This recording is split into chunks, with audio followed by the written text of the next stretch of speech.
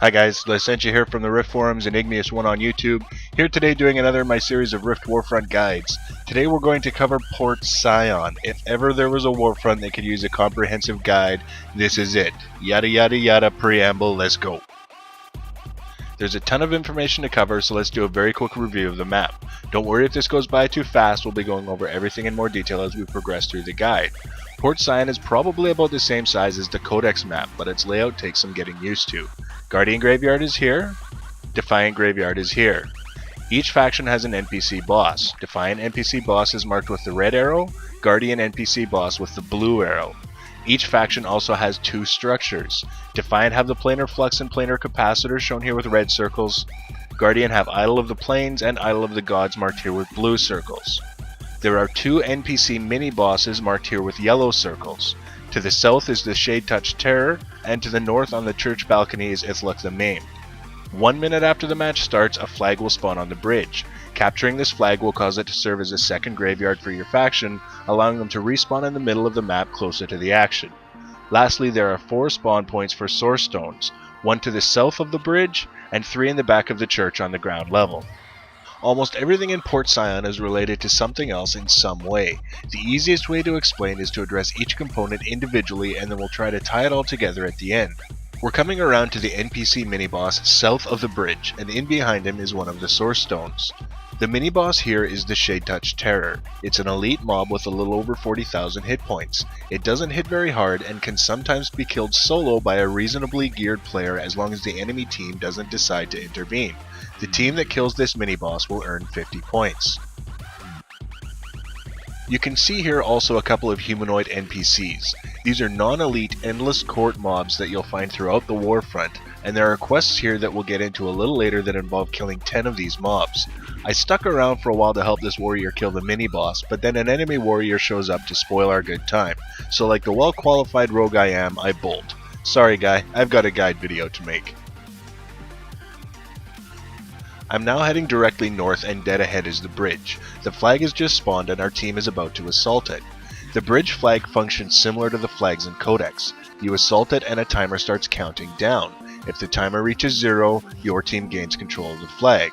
The difference between this flag and the flags in Codex is that you do not earn any points for controlling this flag. As I mentioned earlier, controlling this flag allows your team to use the bridge as a second graveyard. We'll talk more about the bridge later, but for now look upon the balcony. That's the second NPC mini-boss I mentioned, Ithluck the Maimed. If you have ranged attacks, you can attack him from the courtyard and he will come down so that you can kill him, but let's just go take a look inside the church. Here we're looking at the spawn locations for the other 3 Source Stones. The stones to the left and right are guarded by elite mobs, and the one in the middle just has a couple of non-elite ghosts watching it. The elite mobs aren't particularly dangerous, but again, they can make life difficult if you get attacked by enemy players while fighting them. We'll talk more about Source Stones in a bit, but for now let's head up the stairs and visit our pal Ithluck. Coming up here is an alternative to pulling him down off the balcony into the courtyard outside. Ithluck has considerably more health than the Shade Touch Terror. Killing him will earn your team 100 points and will also cause an elite NPC hero to spawn for your faction, who will start running from your boss to the enemy team's boss, attacking any enemy players and NPCs he finds along the way. Note that killing this hero earns 100 points for the enemy team, so the points you gain from killing Ithluck are points the enemy team will also get eventually, but having a giant aggressive elite mob running around is more dangerous than having an elite ghost sitting on the balcony of the church. Now remember this spot where I am with my rogue coming back down into the courtyard. We'll pick up where we left off here in a little while, but I want to continue with the basic overview of the objectives. I'm on my warrior now at the Guardian Graveyard. As I mount up and jump down off the ledge, you can see one of the Guardian structures I mentioned earlier. That blue sword-like statue is the Idol of the Plains. Defiant can attack and destroy this structure, and we'll go into more detail about that momentarily. Heading north, we'll soon see the Idol of the Gods. This is the other Guardian structure, and as you may have noticed, both structures have an elite guard posted at them. These guards don't pose much of a threat to a geared character and will not respawn once they are killed. Now I've been throwing a lot of information at you, and if you're confused, don't worry. We're going to start tying everything together very soon, and in order to do that we have one more stop to make. Here is the Guardian boss NPC. I'll freeze frame here for a moment while I explain a few things. First, you'll notice that there is an NPC to either side of the boss. I refer to these NPCs as the lieutenants. The Defiant boss also has 2 lieutenants. You'll also notice that the boss has the repeatable quest icon over his head. He offers quests to gather items from within the warfront, as well as to kill Endless Court NPCs. Upon completing a certain number of quests, an elite patrol will spawn here for your faction and start running across the map towards the enemy boss. Just like the hero NPC that spawns when you kill Ithluk, this patrol can serve to give you a slight edge in skirmishes with the enemy team. In addition to spawning the patrol, completing these quests is a good way to increase your notoriety with this warfront faction. Now that we've covered all the individual components, it's time to start putting everything together. Let's start with the source stones. I've shown you where they all spawn, so I'll grab one here and explain as I run. Picking up a source stone and running it back to your faction boss awards your team between 10 and 30 points. The number of points you get is directly related to how many of your faction structures are still standing. If both of your structures remain standing, your team will get the full 30 points. For each of your structures that has been destroyed, your point gain from each stone you run will be cut by 10. So if one of your structures has been destroyed, running a stone will earn 20 points. And if both of your structures have been destroyed, running a stone will only be worth 10 points. As soon as you return a stone to your boss, the stone will respawn at its original location. Here's where it gets a little bit tricky. When the enemy team destroys one of your structures, your NPC boss will dispatch one of his lieutenants to the structure in order to rebuild it. The lieutenant will run from the boss to the structure, ignoring anyone who attacks them along the way, and when they arrive at the structure they will begin a channel. You can't interrupt it, and you don't even see a cast bar.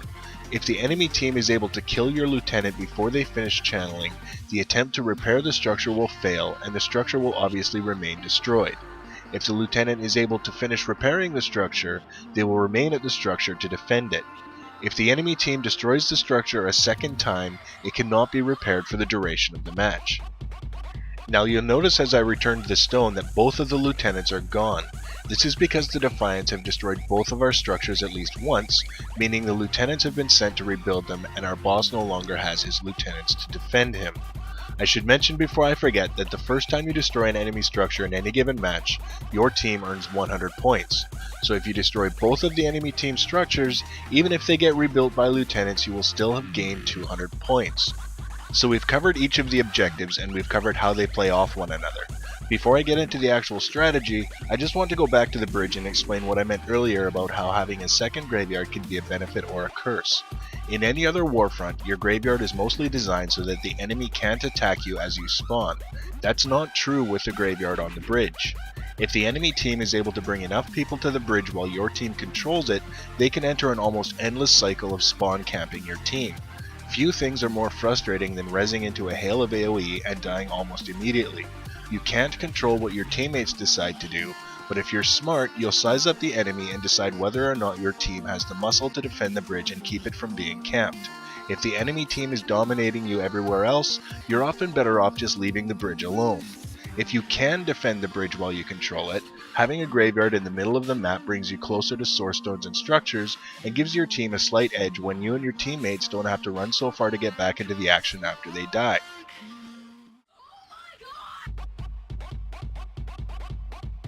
The mechanics are out of the way and it's finally time to talk strategy. The two basic strategies for this map are to win by accumulating points and to win by killing the enemy boss. Let's start with the point strategy first. A quick recap: killing Shadespawn Terror is worth 50 points, Ithluk the Maimed is worth 100 points, and when the team that does not kill Ithluk kills the hero elite that was spawned when Ithluk died, they also get 100 points. The first time you kill each of the enemy structures you get 100 points, running source stones is worth 10 to 30 points each, and killing enemy players and other elite mobs is worth 1 point each.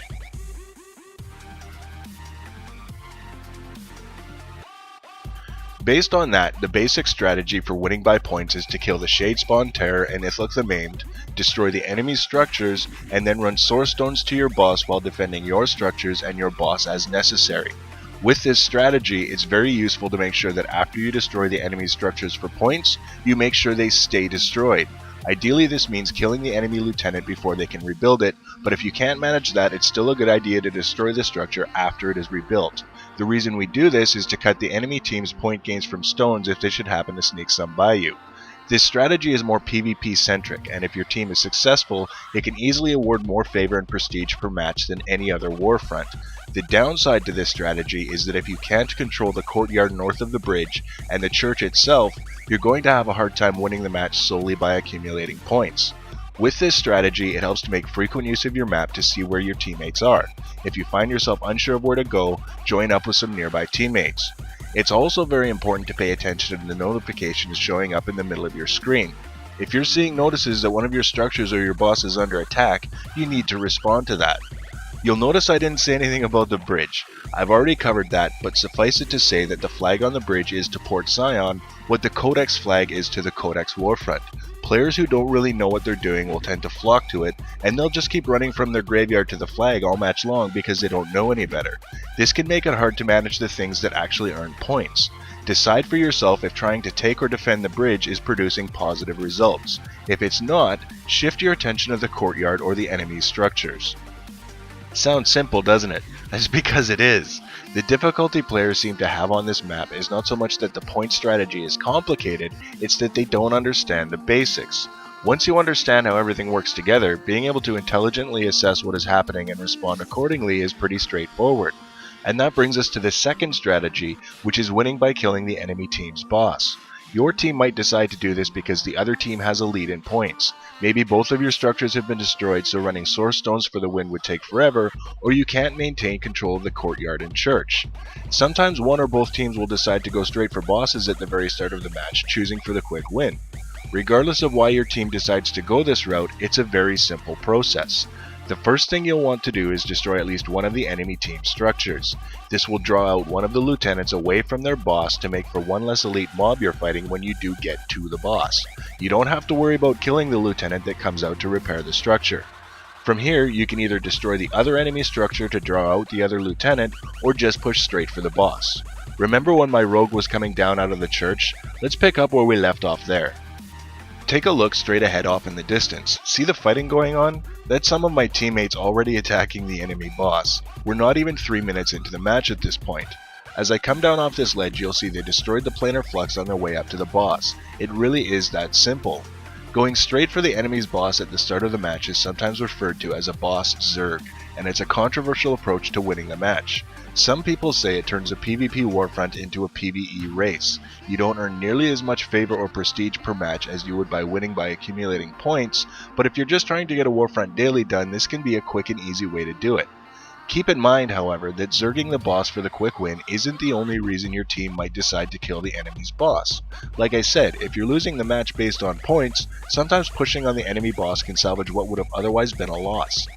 Also keep in mind that if the enemy team zergs your boss and wins, it's because your team let them.